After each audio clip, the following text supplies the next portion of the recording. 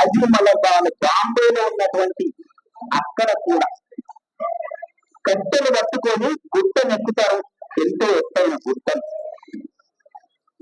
ఇన్ని చేస్తున్నాం, ఎవరం చేస్తున్నామంటే హిందువులమే. అక్కడ కూడా మన దేవుడి నుంచి డబ్బు ఖర్చు పెట్టి చేస్తూ ఉన్నాం. అంటే మన ఆత్మీయత ఎంత గొప్పదో ఒక్కసారి ఆలోచించండి.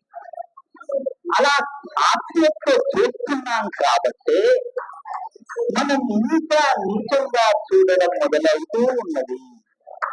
ఏం మొదలవుతుంది? మీరు ఒక్క లడ్డు ప్రసాదాన్ని తీసుకెళ్లి ఏ క్రైస్తవ మిత్రునికో ఏ ముస్లిం మిత్రునికో ఇబ్బంది తీసుకుంటారేమో. మరి వాళ్ళు తీసుకొచ్చి మీకు ఇచ్చింది అనుకోండి, కళ్ళ కట్టుకొని మనం సేవిస్తాం.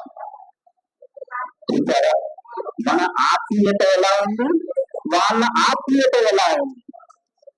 మరి వాళ్ళు ఏం చేస్తున్నారు? ముందు జాగ్రత్తగా ఇప్పటి నుంచే చిన్న పిల్లల్ని కూడా ఖురాన్ చదివిస్తారు,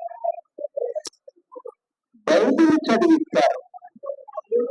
మరి మన పిల్లలకు ఎప్పుడైనా భగవద్గీత చదివిస్తున్నామా? ఎప్పుడైనా పూజకు కనీసం పూలతో విద్యా అని చెప్పి అడుగుతున్నామా? నానా పూజకు కొన్ని చెంబులో నీళ్లు పట్టుకురావాలని అడుగుతున్నామా? లేదే. పిల్లల్ని లేకపోతే అనుకుని పడుకుని మరిప్పుడే లేవడు అంటే నిద్రలు కూడా నిద్ర లేవడు అని చెప్పి తల్లిదండ్రులు ఇంకా పడుకోబెడతారు అబ్బాయిలను. అమ్మాయిలను మాత్రం కొంచెం తొందరగా లేపుతారు. లేవా ఇంతసేపు ఆ బోర్డుగా ఆ వాటిని ఆ ముగ్గురు అయ్యో ఇదేమి వివక్ష.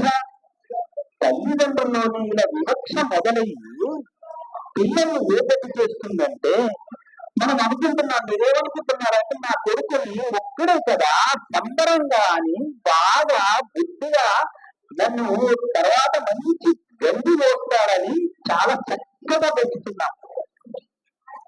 ఎట్లా వేస్తున్నాం? నిద్ర లేపకుండా, పనులు చెప్పకుండా, ఏ పనులు కూడా అర్థపెట్టకుండా చేస్తున్నాం. కానీ వాళ్ళు ఎలా తయారవుతున్నారు? బయటకు వెళ్తే బడికి వెళ్తా అని బడి దుమ్మా కొట్టి నానా రకాల అనవసరమైన అలవాట్లు చోటు చేసుకుంటున్నారు. మొన్న చూసాం ఒక వీడియోలో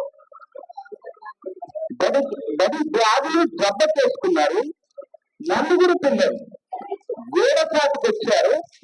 ఒక్క సిగరెట్ లో అందరూ తాగుతున్నారు.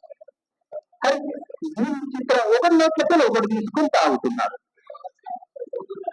ఒకరి నోట్లకి ఒకటి తీసుకుని తాగుతుంటే విచిత్రం అనిపించింది.